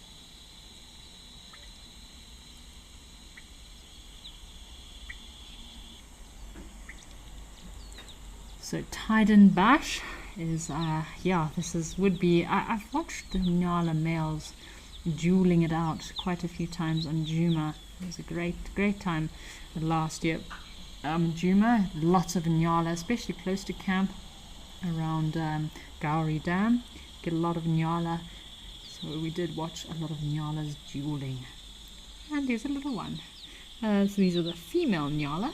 The little baby Nyala is suckling from her mother.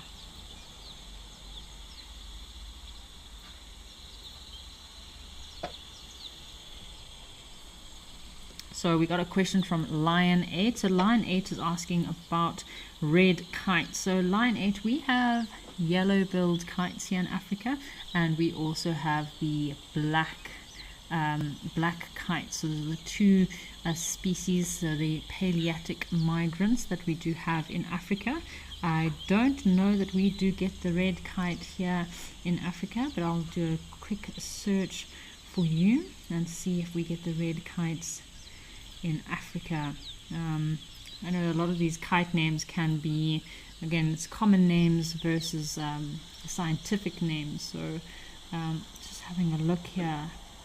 Again, the names can change from area to area. So apparently red kites are not native to Africa. They are a species of medium-sized bird of prey, primarily found in Europe and parts of northern Africa.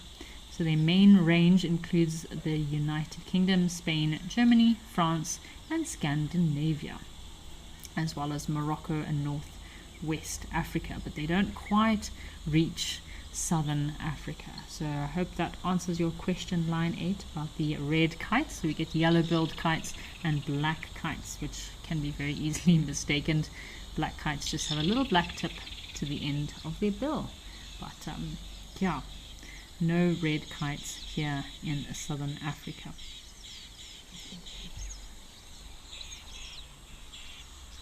Oh, got a rattling cysticula calling in the bushes close by.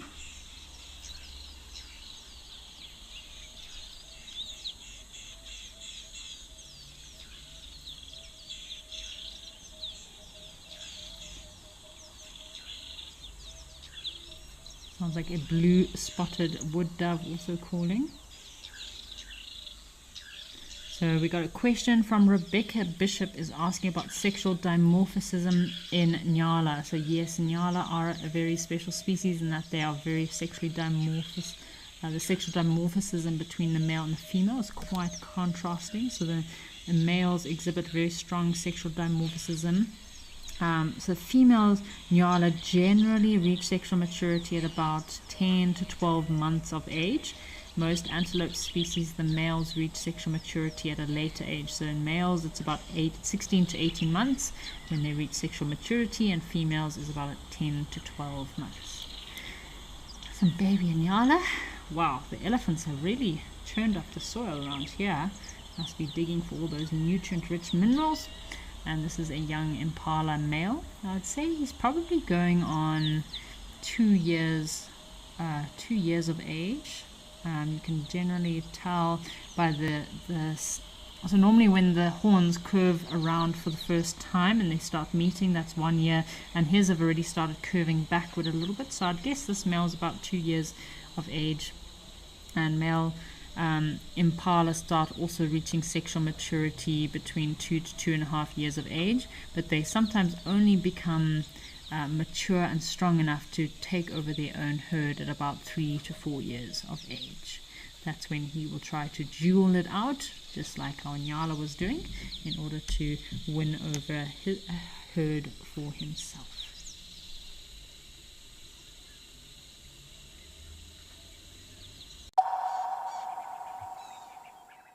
Become a Wild Earth YouTube member and unlock exclusive bonuses and benefits. Enjoy uninterrupted, ad-free streams so you can stay immersed in nature. Have your burning questions answered first by me or other expert naturalists. Enjoy exclusive access to special broadcasts and videos, and help us to connect people to nature.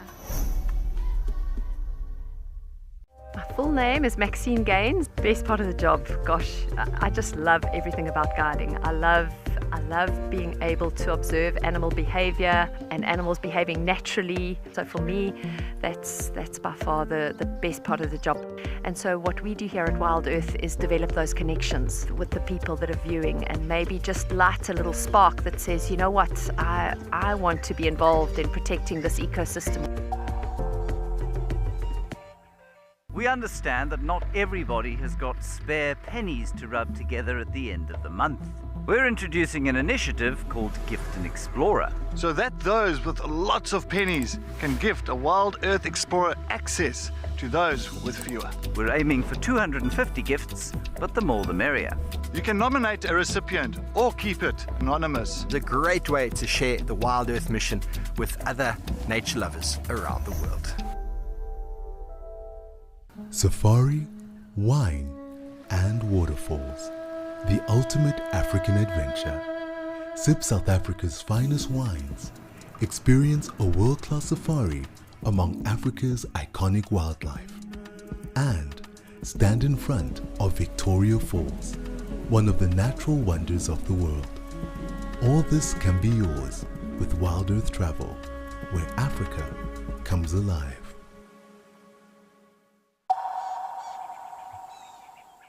He's having a great time and cooling himself off. I think that's probably what I'm going to do when we're done with Live at the Waterhole, is go and have an elephant pool party too, although minus the elephants, but that elephant made having a swim look very appealing.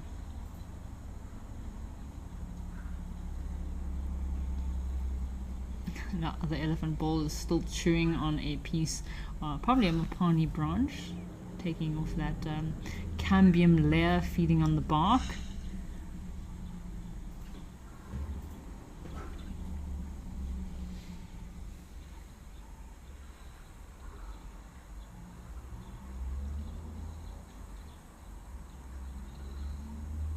There's quite a young adolescent juvenile male on the right hand side there, so he's probably why he's so playful and full of life and energy.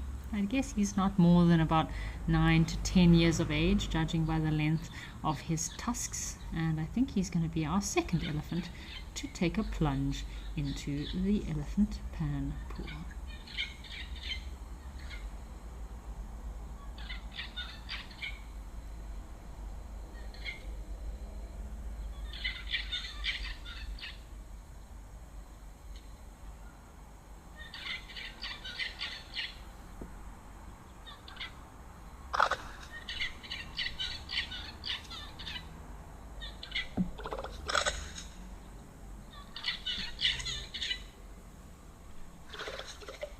Oh dear.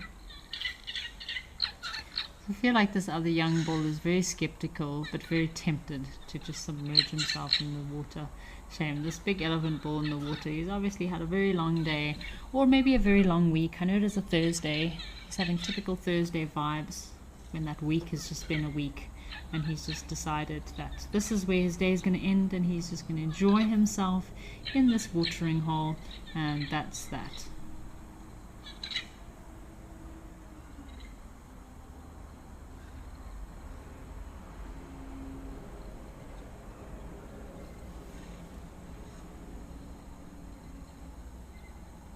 Oh, there he goes.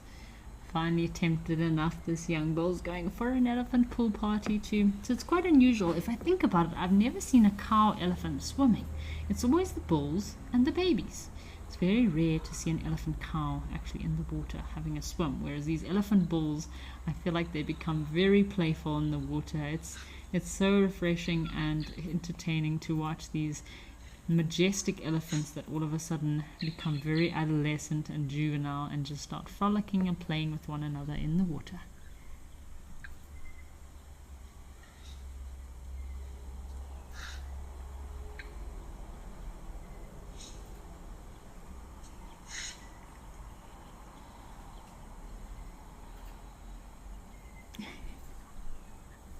So I know a lot of people think that elephants can't swim, but they're actually very good at swimming, and they're quite buoyant too. So yeah, when it comes to needing to cross rivers, we're talking about the Chobe River, the Zambezi River, and these elephants need to cross those rivers to get to the islands in the dry season. They manage to swim across onto these lush green islands in order to feed. And I see a little trunk sticking up on the right hand side here. Maybe we'll have all of these elephants in one frame, all come playing together.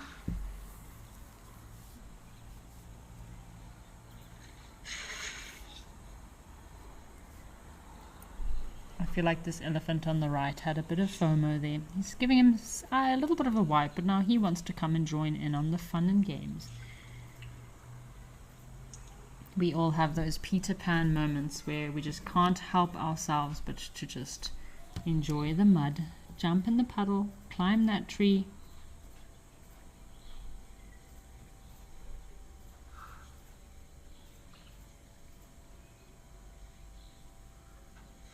Oh yeah, check these guys.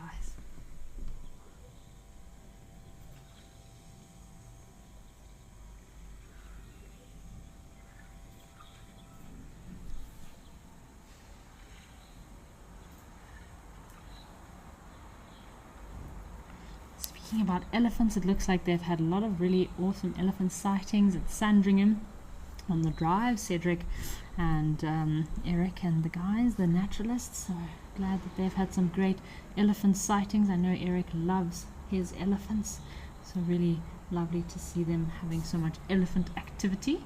I hope they maybe see Tlalamba sometime. Maybe she'll cross over onto Sandringham as well with Chipondo and Langa.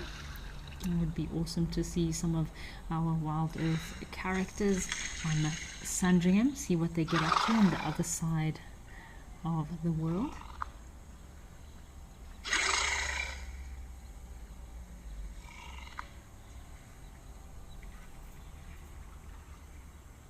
So Ellie, I agree with you there.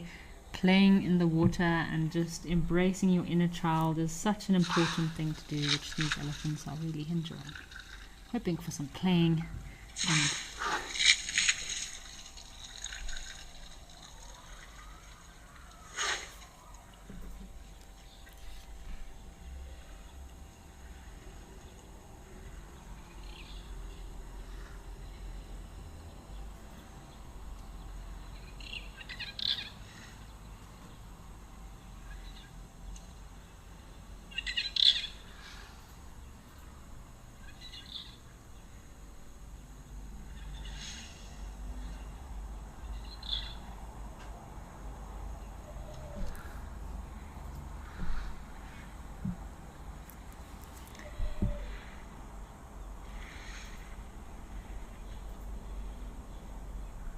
I'm just enjoying watching these elephants. Check at them. So these elephant balls touching and playing with each other. So it's a great time for social interaction between these balls. Oh, listen to those elephants coming in. It's a bit of a trumpet.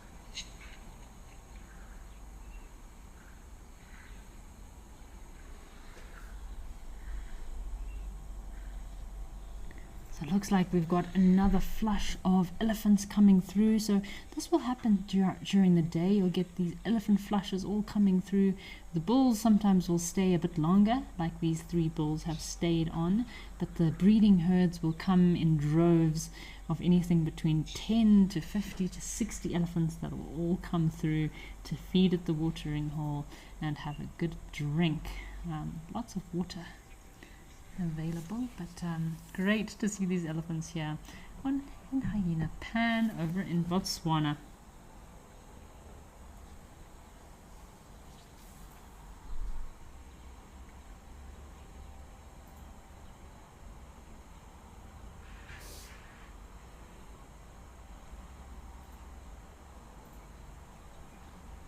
Just want to say thank you to all of our viewers that have been watching, Asha, and all those viewers that have been commenting with us and chattering and keeping my day busy. Thank you so much for joining us today. It has been an awesome, very eventful eventful day here live at the waterhole. Just want to say thank you from me and the rest of the Wild Earth team. Don't forget to join in on the Sunset Safari coming up next. From me, that will be all. Have a fabulous day, folks.